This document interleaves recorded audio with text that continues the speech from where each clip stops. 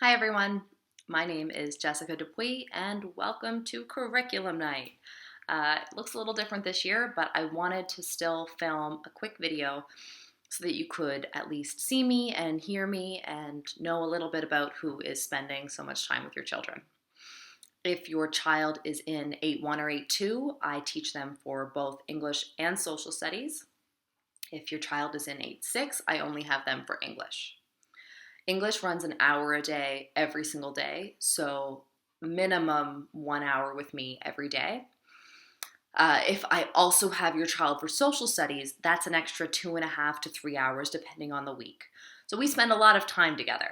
So hopefully they're all enjoying it so far and feeling like it's a good fit. This is my 4th year at Sackville Heights Junior High School, all of which I've taught grade 8 English and social studies. However, last year I also had a section of 7 social studies. So some of your kids are having me for the second time, which is very nice actually. It's nice to have some familiar faces. Obviously, it's a very different year, and I'm sure that every teacher who talks to you through Google will say the same thing. However, it's going really well. It's going really well, and I am so pleasantly surprised on what I would explain as sort of a new appreciation for school, which with 12 and 13-year-olds, you might think that would be hard to do, but it's not. Like it's going, from my perspective, it couldn't go better under the circumstances. So this is my 4th year there. I don't have to tell you that it's a great school. It has such a welcoming energy, and it's a great place for us to work, which should let you know that we love the kids. We really do. And I think that translates through all of their classrooms, and hopefully they have a good experience with us. In the PowerPoint, I will attach things like my email, tools I use for assessment, the importance of PowerSchool, the importance of Google Classroom.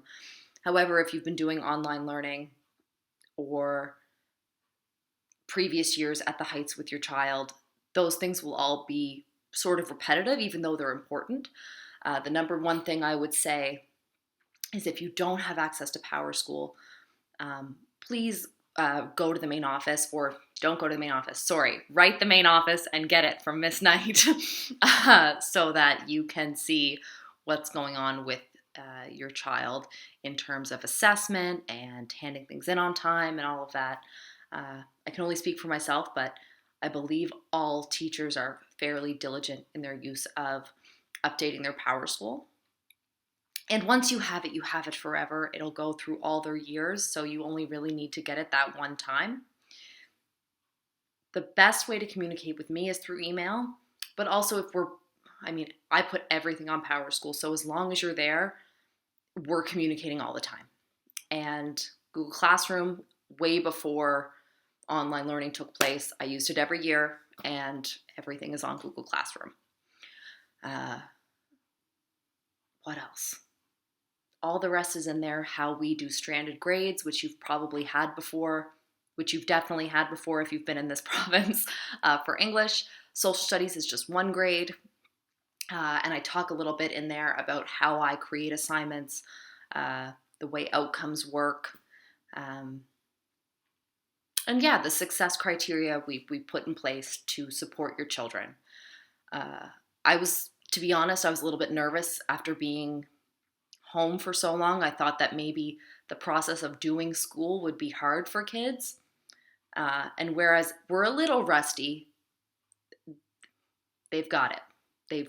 They've totally just blown me away with how prepared and how thoughtful they are with everything they do. For my class, that's the one thing. If you could help your son or daughter choose an independent novel, that would be very helpful. Now, I emailed a few weeks ago about this. Almost all students have something that they would prefer to read. Of course, I can set them up with something, but it's not always their number one choice. And because library access is sort of limited right now, it's very helpful if we can work on the reading and the love of reading together. I know that it's not for everybody, but it's very important to English. Other than that, extra help will be on an as-needed basis this year. I used to always run extra help at lunch. Right now I have lunch every day with 8-1, so that sort of limits our lunchtime extra help. And it's going to be an awesome year. I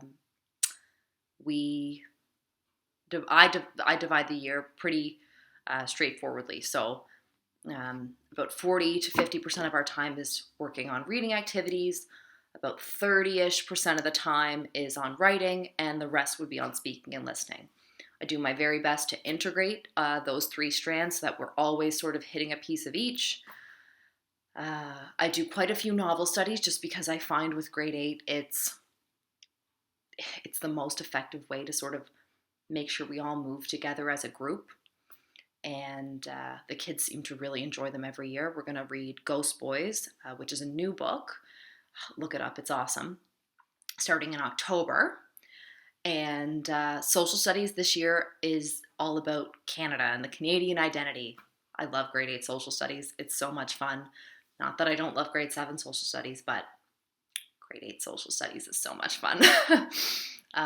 It's all about the Canadian identity and what makes us unique as Canadians and how we sort of draw from all these cultures and create something beautiful. So it's awesome. We're starting with the Canadian identity, and we're sort of going through each province right now and learning our provinces and where they are, but of course, what makes them all unique and special. So yeah, that's where we are right now. And reach out to me anytime. I'm always here. And I look forward to seeing all the kids at school. Bye now.